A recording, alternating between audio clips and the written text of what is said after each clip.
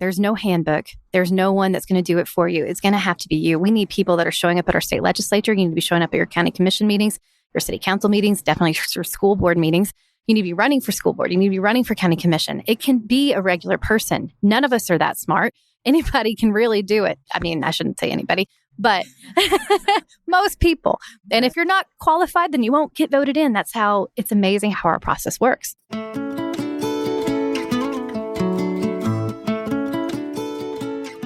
From the Weston A. Price Foundation, welcome to the Wise Traditions podcast for wise traditions in food, farming, and the healing arts. We are your source for scientific knowledge and traditional wisdom to help you achieve optimal health.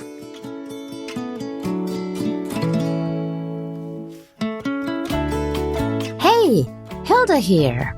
Medical freedom is eroding. Food freedom is also at risk. Are you fired up about these issues but unsure about where to invest your energy? How can you channel your awareness into activism, especially where your food and health freedom are concerned? This is episode 348, and our guest today is Elizabeth Murphy. Elizabeth is a medical freedom advocate from East Tennessee. Elizabeth has a fire in her that translates into action. She educates us today on how to get started in making a difference. She explains how anyone can write a bill, for example, run for office, and get their voice heard. She also offers clarity about how to help create change in your own life by taking charge of your health, in that of your community by speaking up, and more. When I connected with Elizabeth in Tennessee in October, she was running for city council. We published this episode after the election results came in. And no, she didn't win. But I just want to remind you that the Weston A. Price Foundation is apolitical. That means we are not affiliated with, nor do we promote a particular political party. What we do encourage is involvement, participation in the system, especially when our health and freedoms are at stake. Speaking of which, we want to invite you to mark your calendar for Sunday, January 23rd this year for the Defeat the Mandates March at 11:30 a.m. Eastern Time. There's going to be a march from the Washington Monument to the Lincoln Memorial, followed by a rally. Robert F. Kennedy Jr., along with many others, will be addressing the crowd. People from a variety of ethnicities, political views, and vaccine status. We're coming together to stand for freedom and to march on Washington in peace. The discrimination against the unvaccinated is a particular concern, and it is an attack on the very fabric that makes us a free democratic society. For more information, go to defeatthemandatesdc.com to sign up and join us. And a quick shout out to Redmond Real Salt. You should have seen me at the beach recently. I packed my swimsuit, my guitar, and Redmond's Real Salt. Well, those were the only three things I brought, but Redmond's salt was in the mix because I avoid refined salt in the same way that I avoid refined foods. The process changes the nutrient value. I'm telling you, many salts on the market and on our dining room tables contain anti-caking agents, even sugar, dextrose, and they've been heat processed and stripped of their natural trace minerals. Real Salt brand sea salt, on the other hand, is unrefined and full of natural minerals and flavor, the way salt was meant to be savored. So go to redmond.life and check them out. And you might want to try their electrolyte mixes. They come in a number of amazing flavors like mango and strawberry lemonade, and they hydrate better than just plain water. Head to redmond.life and use the code word WISE for 15% off at checkout. That's Redmond, REDMOND.life, LIFE, and the code word WISE, I don't need to spell that, do I? For 15% off. This is Holistic Hilda, and you're listening to Wise Traditions. Welcome to Wise Traditions. Thank you so much for having me, Hilda. So I'm here with Elizabeth Murphy in Tennessee for a live show to talk to you about health and wellness, both your story and also we're going to talk a little bit today about activism, why you're an activist, what it means, what you're advocating for. And I understand it kind of all started when you nearly lost your finger in some kind of accident. Is that right? Well, it actually started a little before that. So I did not recognize that I had vaccine injury until I was already way down the path of Western medicine intervention. Luckily, my dad, when I was about 7, stopped vaccinating us because he just heard a radio program that it listed what was all in the vaccines. And he thought, you know what? That doesn't sound like something that needs to go in someone's body. So Unfortunately, I already had severe eczema, started when I was about 6 months old, and that was treated with, a steady diet of steroids and antibiotics for the flares that would come and the infections that would set in and the open wounds. So it was a mess. And so this went on basically from birth until I was about 22, and I was going to be a bridesmaid in a wedding. So of course I wanted my skin to look good.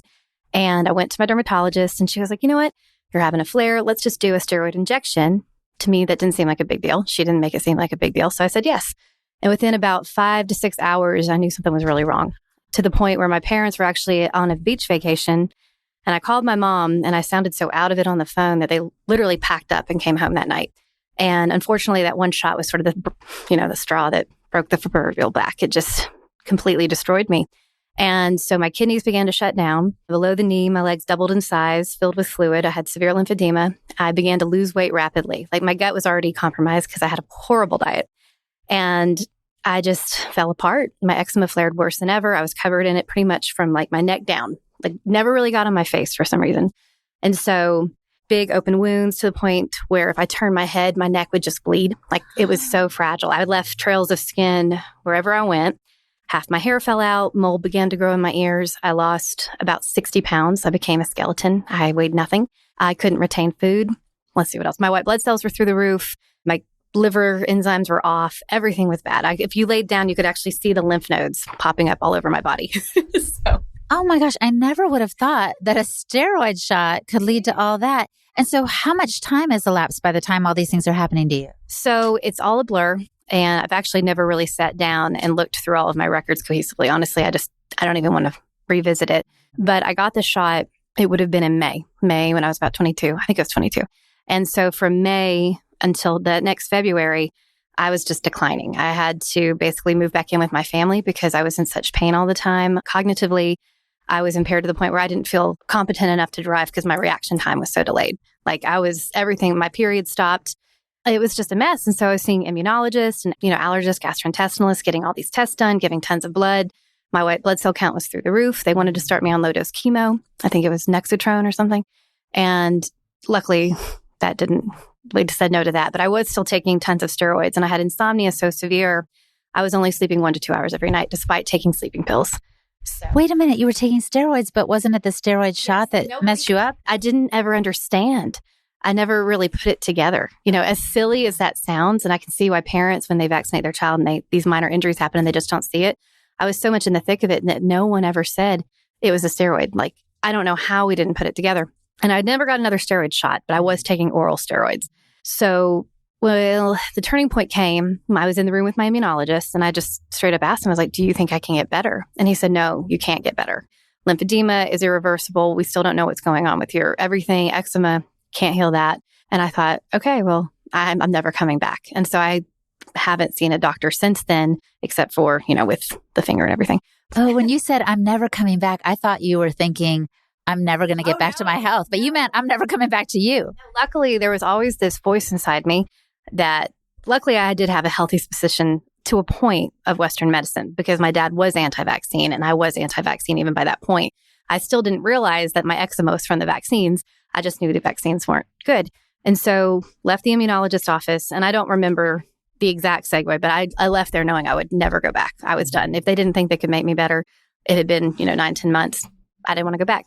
So I began researching, and this was when you could still Google things and find real answers. And I was like, what causes eczema? And it came up, vaccines can cause eczema. This was probably 2009 or 10.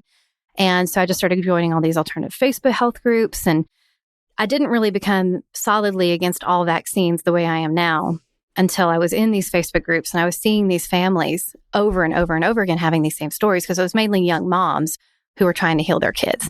And so I learned so much from these groups. But the turning point came was I was told I needed a root canal. And at this point, I was about 2 years in and I had tried, all these different herbs, worked with some herbalists, didn't really help, worked with a naturopath, didn't help at all. Chiropractor told me to go vegan, which I did. And that was 100% the wrong choice. I was just playing around with it. Like I didn't know what I was doing. I had gone all organic. I had thrown out a lot of the chemicals, but I was still using chemical lotions because my skin was still so horrible. The swelling went down. The lymphedema at this point was probably 50% reverse, and it continued to get better over the years. I still have a tiny bit, but it did reverse. And it's hard to remember what all I did because I was so sick that it was just like whatever we can do. But the main turning point came, told I needed a root canal, wanted to go home and research it because I was like, I don't think I want that. And so that's how I discovered Dr. Weston A. Price. And so I didn't end up getting a root canal. I started oil pulling and doing lots of bone broth. I didn't have a source for raw milk at this point, but I started doing all the other things. And I found a holistic dentist and went there, and all the root canal or the root had healed. And all I needed was a cavity fill, which now I'm like, could I have healed that cavity? Maybe. But yeah, that was the turning point. And then yes, years later, I was in my kitchen and the finger story pales in comparison to all of this other. So that was another turning point in your life. So you can talk to us about the finger, but I see now that it was a bunch of stuff that was building up in you. But with the finger, that was my first real win because I was about 2-3 years into healing. I had gotten somewhat better, especially once I started incorporating a lot of the Weston A. Price stuff. I began to rapidly improve. My cognition improved, my period returned, my eczema got better, still was there. The lymphedema had already luckily reversed to a great deal, but my vitality returned. I began to feel good. And so I was in my kitchen, unfortunately not practicing smart safety techniques, and did not unplug the immersion blender before trying to unstick something. And I accidentally decompressed the button and I immersion blended my finger. It was not good. And so went to the hospital and they're stitching me up. And at this point, I didn't know that much about vaccines. Like I knew they were bad, but I still had not done like the deep dive that I would do years later. But I knew I didn't want the tetanus shot. And so the ER doctor, of course, tried to pressure me into it, told me I was going to get lockjaw, and just was really quite rude to me while I'm sitting there looking at my bone. Like, please just sew it up. And so I also refused to let him wash it out with soap because I was looking at the Orange Dawn soap and thinking, I don't want that on my finger. I don't want that. And so I let him stitch him up. I did take pain pills because I didn't know about homeopathy yet. Knowing what I know now would have been, arnica, staphylococcus aureus, aconite, hypericum. But I didn't know that yet. But I knew I didn't want the antibiotics because I had been working so hard for 2 to 3 years to heal my gut, doing lots of ferments. And I was like, I can't take the antibiotics. And my family was, of course, scared because, they had seen me getting better and they were getting there with me, but there was still pressure there, to do it. But I didn't do it. I never washed it with soap. I never put any of this antibiotic cream on it, didn't take the antibiotics. All I did was I kept it coated in raw honey and really upped my bone broth and up my protein. And it healed beautifully. Like you can see my finger, like you can kind of see it, but yeah. And the weird part is the first few years, it felt like I couldn't feel the tip of it, but now the feelings returned. And so what did you say to your family and friends who were like, girl, why aren't you doing it this way, the way they're telling you to do it? What'd you say to that rude doctor? I wish I could remember. I don't think I said anything. I think I was just like, no, just not. No, just no is enough a lot of the time. So talk to us now about the way in which you've not only taken a strong stance for your own health, but you're trying to do it for others. Because you live for a time in West Virginia, right? Where there's no philosophical or medical exemption or religious. There is a medical exemption. But at the point when I was living in West Virginia, which was 2014 to 2017, there were no doctors in that state who would write a medical exemption because they would be so horribly attacked by the county health departments. And so all of the doctors who had been brave enough had moved out of state. And most of the parents who had been fighting classically, because West Virginia has never had vaccine exemptions. And if you go to West Virginia, especially if you're in some of the rural counties, those children are so sick and the young adults are so sick. It is very, very sad. And I worked for an oil and gas company as a genealogist. And so I was out in the field a good bit talking to families. And it was really just that, like getting so frustrated that there was no one fighting. These people were desperate. They were smart enough to recognize that their older children had been injured when they got there. What they would call them kindergarten shots, because most of these families, especially in the rural communities, wouldn't vaccinate until it was time to send their kid to kindergarten because of access issues. And I think they realized it. But these families also did not feel competent enough to homeschool. There were no organized homeschooling co-ops. It's not easy. I mean, people just say, oh, they should just homeschool. It's not that easy for a lot of people, especially if the parents themselves don't have a high school education. And it's just not always that simple. And so they would. There was one family in particular who had 5 children. The 4 oldest were girls and the youngest was a boy. And each of the 4 older daughters had some sort of epileptic issue, like severe seizures. And the littlest boy was 3 years old when I met the family, and he had had no vaccines. The parents were adamant they weren't going to do it. They were going to figure out how to homeschool him. And I hope they're homeschooling him. I don't know what happened to the family, but there's just so many terrible stories once you start looking. It's not an easy issue for a lot of people. And so you saw this and you were like, okay, I'm going to get involved. I'm going to roll up my sleeves. I'm going to petition the powers that be and try to turn things around. So at least there's a philosophical or religious exemption. So there was an existing Facebook group from a group of really awesome parents who had been fighting for years, but they had unfortunately mostly moved into Pennsylvania and other states where they could send their children to school. And so I just posted in that group and I was like, let's get something going. Who wants to start fighting? And within like 5 minutes, a vaccine injured pharmacist who you met when we were in DC, Chanda, she messaged me. And so we just formed a new group, and it was through nothing I really did. It really was just like random Facebook connections and people knowing people. And there was an amazing doctor named Alfred Moss, who is to this day one of my heroes, very, very smart guy. And he was amazingly brave, and he stepped up and joined our fight. And we found some really brave senators and delegates who agreed to help sponsor our bills. And we fought really hard for a few years, and we came very close in the spring of 2017. And we'd actually had our bill pass out of a couple different committees. Dr. Suzanne Humphreys actually flew in to testify at one point, which was awesome. Dell came up and helped us lobby. And we were very close, but unfortunately, our bill was also referenced to the Senate Health Committee. And at the time, it was chaired by a heart surgeon named Dr. Tom Takubo. I will say his name because shame on you. And he came up to us and he told us that he was not going to put our bill on his committee, because he was the chair of the committee, on his committee's agenda. And that was it. And so by not putting the bill on the agenda for that committee, you kill the bill. And it was because we had the votes to get it out of committee. This is not the first time I've heard the story of citizens who overwhelmingly oppose something or are advocating for something where the people in power don't listen to them. Oh, no, it happens in every state. Unfortunately, pharmaceutical interest groups, medical association lobbyists, hospital lobbyists, pharmacist lobbyists. I don't want to say that these are bad people, but these are people who are not fighting for anything that anyone listening to this believes in. Unfortunately, they're on the opposite side of the fence.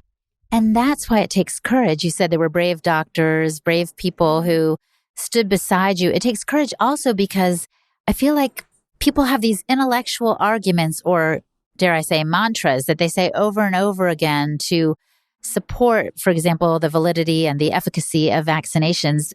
And it seems like it's impossible to break through that kind of wall of propaganda.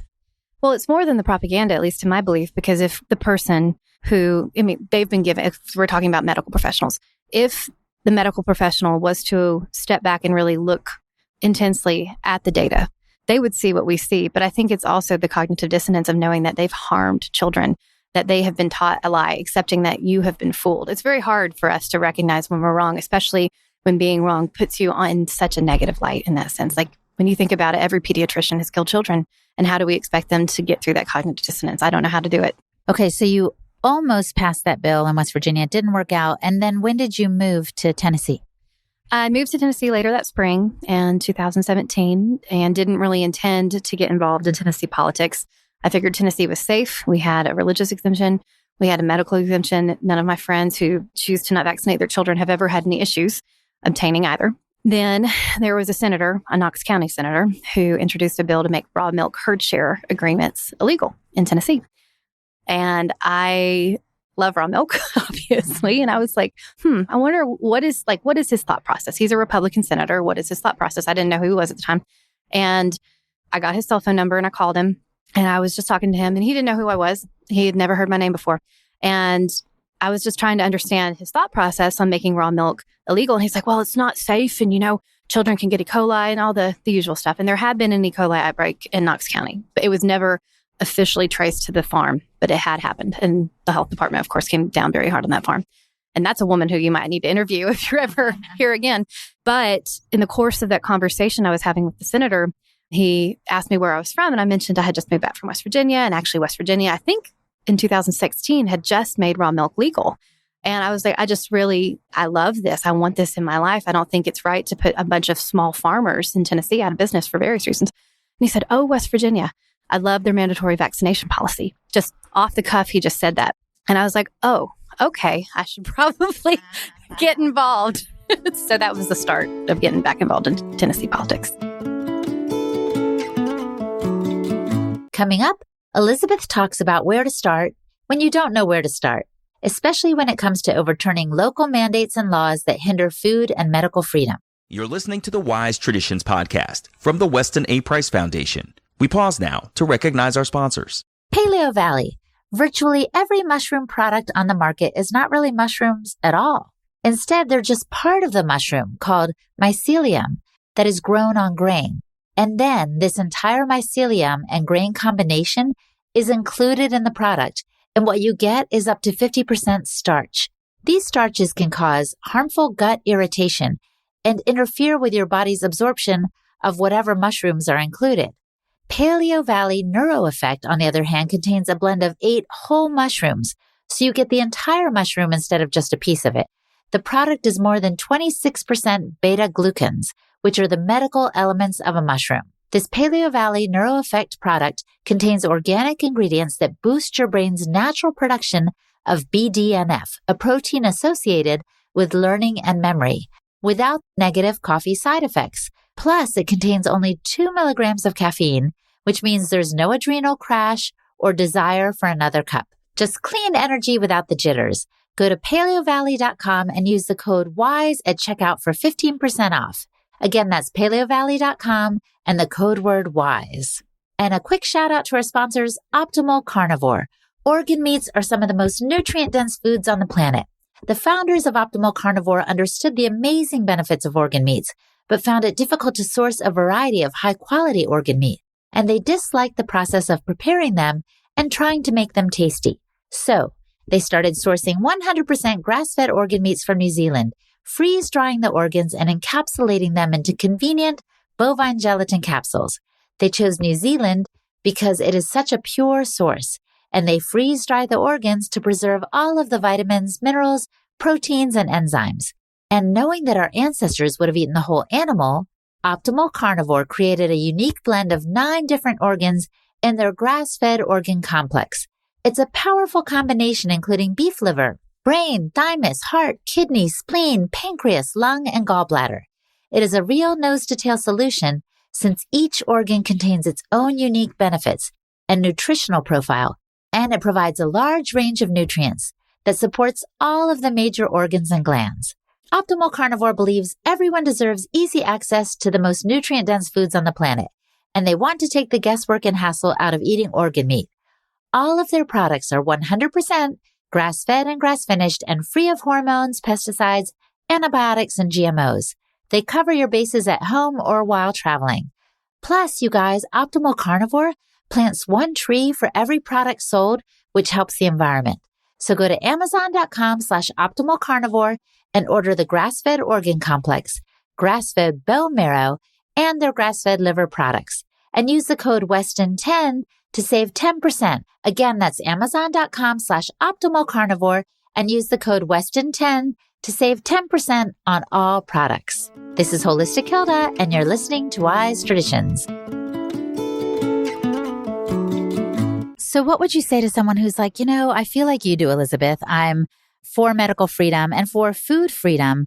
I don't know how to get started in influencing the laws in my state or my county. Well, I have the answer. So in July of 2020, there is a man in Franklin, Tennessee named Gary Humble, and he formed a group called Tennessee Stands because it was at that point that our governor has issued his executive orders. Williamson County, where Gary lives, and had a mask mandate. The schools had a mask mandate. And so he just stepped up and started organizing and fighting that both in the courts and on the ground. And he and I got connected through some of the stuff I was doing against our mandates here in Knox County through our Knox County Board of Health, which is no longer an entity that has the ability to make mandates. We worked on that for 8 months. So you can win fights. You can win fights. And in the course of what was happening in Middle Tennessee and East Tennessee, we all, you kind of know who's doing what. And we met and I started volunteering with Tennessee Stands. And Tennessee Stands, this last legislative session in the spring, we ran 3 different amazing bills and they did great. The Republicans killed them. They did. We got one through. But Tennessee Stands, if you live in Tennessee and you're not sure where to get plugged in, go to TennesseeStands.org/subscribe and sign up for our email list. And we send out action alerts. We will help you get involved if there's any local groups that we know of here in Knox County. We have a little chapter here. And there's just a bunch of different information on the website for calls to action. Gary sent out great email updates that are sort of like RFK's email updates of like, this is what you need to know what's going on. It's the same thing, but organized just for Tennessee. So there's that group. And I think if you just start posting on Facebook, find the like-minded people that are here locally to you, join the crunchy groups in your area and just start organizing. But we also have the Stand for TN PAC. So it's the Stand for Tennessee PAC.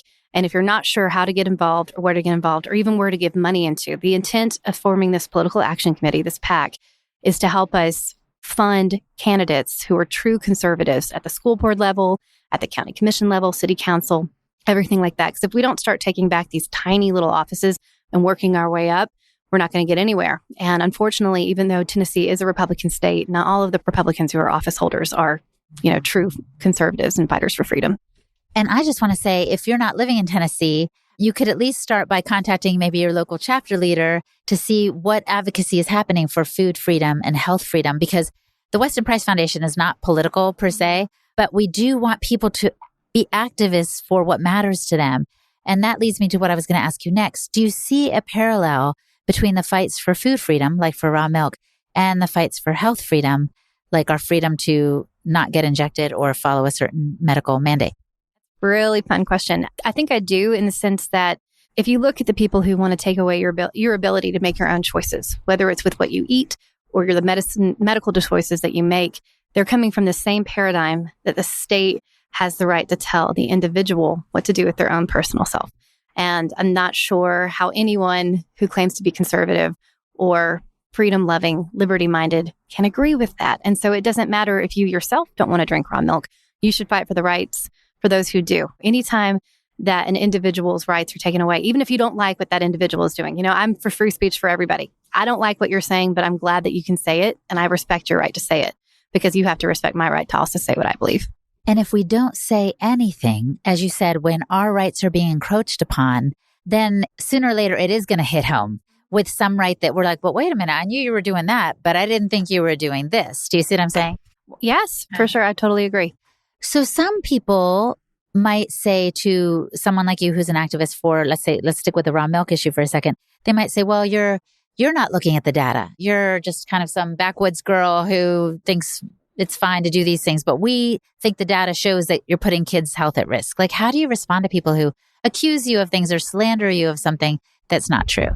I don't respond to any of those things. If we're having a conversation, if I'm sitting in a senator's office and he says that, then I'll respond. But if it's like an attack on Facebook, or I'm running for city council in Knoxville right now, or if it's an overt attack from anyone, I don't even give it air. It's like, I don't need to prove what I believe is right to you, unless unfortunately you're in an office of power and I'm trying to see my line of thing. We are never going to convince anyone of the dangers through data. I 100% don't think that anyone who really believes strongly one way is going to be able to look at what we see so clearly as truth, what is on paper as true. They're not going to be able to see that. And that's never been more apparent than in this last, 16 months? The data's there and they're still clinging to the narrative. And so it's a complicated answer. I don't know how to get through to these people. I think taking fluoride out of municipal water supplies is needed. But I think it's just a matter of intuition. And I'm about to go off on a crazy tangent, Hilda, so you might have to edit this out. But why do they have fluoride in our municipal water supplies? Why are they trying to calcify our pineal gland? Why are they trying to make us not see? I don't believe children should, how far do you want me to go? Go for it. I don't think anyone should have their children in public school, period. Public schools are these little boot camps to take the most brilliant children. I think the most brilliant of children are the children who have ADHD that's not caused from food issues. If you have a child whose brain is moving rapidly and they have tons of energy and they're forced to sit at a desk and stare at a board and have some arbitrary figure tell them what to learn, that is how we create the mess that we're in now. And so one of the things that I'm so happy about with COVID is how we've had this wide demographic who would never have homeschooled, but now they're homeschooling and they're realizing how amazing it is and how much happier their children are, and they can control and they know what their children are being taught. We as Americans have been so hands off of both our children's education and our legislative process for so long. I never even registered to vote till I was nearly 30. And I was in West Virginia, going to the state capitol. I lived literally a block away, so I could walk there very quickly. And I probably wouldn't have been there as often if not for that. But I learned so much on the ground. I never learned in high school or college how the process of getting a bill sponsored works. And it's not this arbitrary thing. Anyone can write a bill, and you should be able to go to your legislator and say, hey, this is an issue that is affecting me, your constituent, and can you look this over and see if this is something you would sponsor? It's not hard to do, but no one does it. I was just in Nashville for our special session for 2 days, and it's a process that goes quick. Nobody really understands how it works. Tennessee Stands did a great job of really getting information out there almost hour by hour at times about what was happening because they move so quickly. And if you don't just show up and start learning, there's no handbook. There's no one that's going to do it for you. It's going to have to be you. We need people that are showing up at our state legislature. You need to be showing up at your county commission meetings, your city council meetings, definitely your school board meetings. You need to be running for school board. You need to be running for county commission. It can be a regular person. None of us are that smart. Anybody can really do it. I mean, I shouldn't say anybody, but most people. And if you're not qualified, then you won't get voted in. That's how it's amazing how our process works. But we end up with what we call these rhino Republicans because nobody will run against them because the Republican Party, and now I'm going way off on a tangent, is structured in a way where it's almost seen as disrespectful to go up against authority. And that's, again, tied back into public schools because when we take these little children and we say, hey, here's this arbitrary authority figure, and if you don't listen to her, you're a bad kid. And if you don't do well on this arbitrary test, then you're not smart. It's this complete fallacy. But this is how we create these citizens that create, unfortunately, the mess that we're in today. Isn't there also a bit of, in the healthcare industry, it's called compassion fatigue, where people get tired of helping people all the time? I think of people who have voted year after year or advocated for things and had failure after failure or say, nothing changes. Why should I bother? What would you say to someone who's just up to here with seeing no progress or change whatsoever? Oh, I get in that headspace. I mean, Friday night, I was in that headspace. I was in that headspace a lot of the weekend. But the thing is, we know the outcome if we do nothing. If we keep trying, there are small wins. I actually, not to mention RFK again, but there's a speech of his where he talks about how every day he's going to get up and put his boots on and he's going to keep on fighting because he knows what's going to happen if he doesn't. And that's kind of what it comes back to. Like my moral compass tells me that if I don't keep doing this, then I'm doing something wrong by not acting. Somebody else's moral compass might tell them to go be an anarchist homesteader, and that might be what they should do. But I do think, and this is what I learned in West Virginia, going into the Capitol building up there for the first time, I really thought everybody up there wouldn't care. We wouldn't even find a bill sponsor, that they were all bought and paid for. And I was proven so wrong. There are amazing legislators up there. There's amazing legislators in Tennessee. Here in Tennessee, I'm very close friends with two senators they love Weston A. Price. They see the big picture. They know what's going on. They get it and they're fighting hard.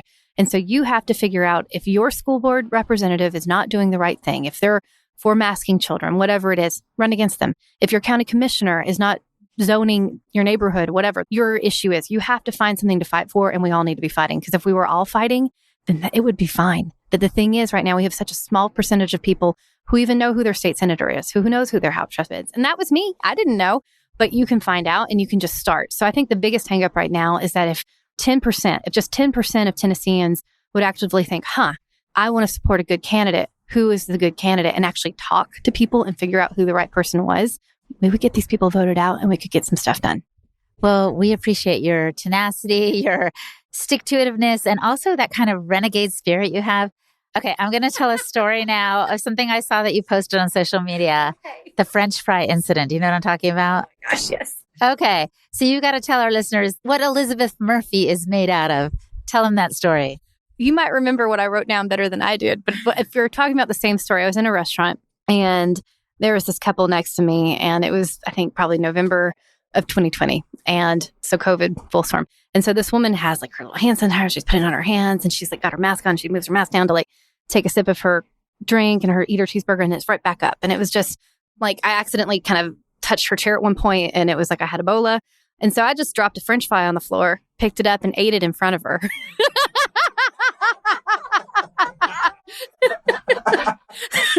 Because terrain theory, y'all, not germ theory.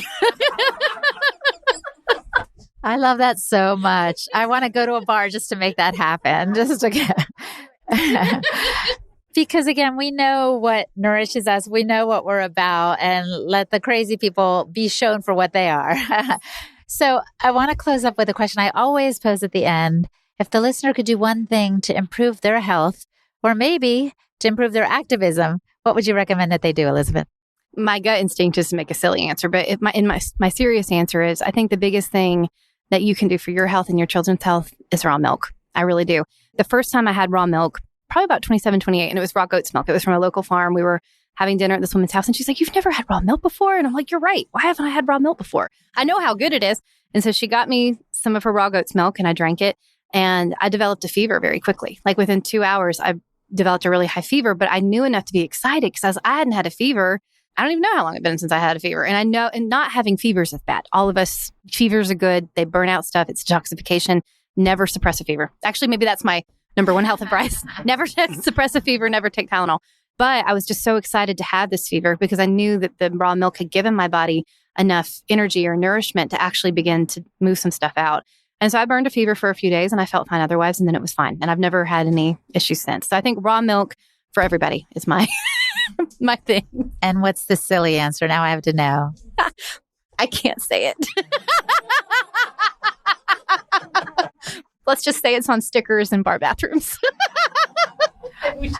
Well, anyway, so this has been a pleasure, Elizabeth. I think your idea for raw milk and fevers and all that is right on. And I'm grateful for our connection. And we wish you the best in all your endeavors in the future.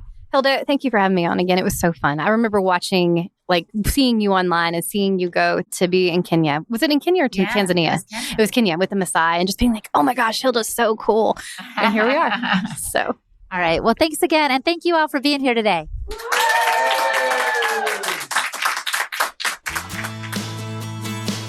Our guest today was Elizabeth Murphy.